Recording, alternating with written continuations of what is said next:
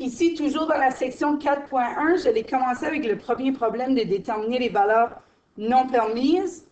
Ici, c'est que ça, donc on ne veut pas simplifier, on ne veut pas trouver une autre expression, on veut que trouver la valeur ou les valeurs non permises, parce qu'il peut en avoir plus qu'une. Donc ici, comme j'ai mentionné dans la première vidéo, on ne peut pas diviser par 0.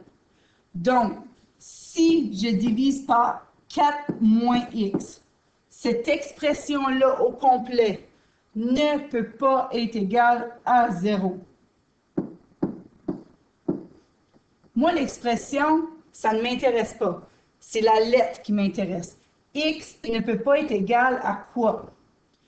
Donc, on peut dire le moins x devient plus x, donc x n'est pas égal à 4.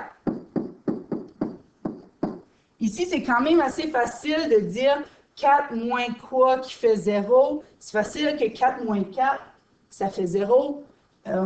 C'est pas trop compliqué à ce point-là.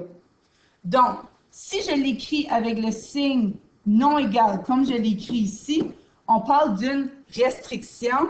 Et si je vais faire une liste des valeurs non permises, je vais dire que x égale à 4 est une valeur non permise. Qui veut dire que je ne peux pas mettre x étant égal à 4 dans cette expression-là.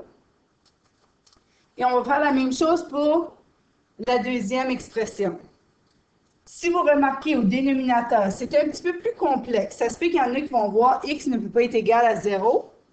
Mais si vous ne le voyez pas, ce n'est pas grave, mais on doit factoriser.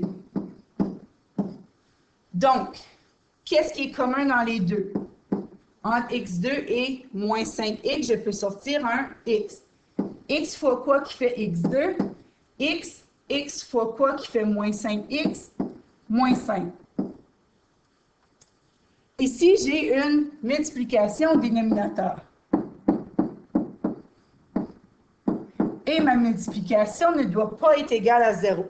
Pourquoi je parle du dénominateur et non du numérateur? J'ai le droit d'avoir un 0 au numérateur. Donc, on peut avoir 0 $, par exemple, divisé par 4 personnes.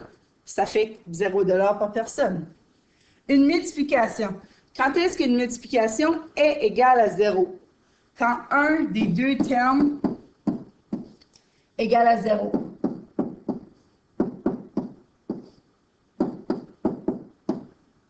Soit quand x égale à 0 ou x égale à 5. Là, vous allez remarquer, j'ai mis un signe de pas égal, parce que c'est ça que j'appelle mes restrictions.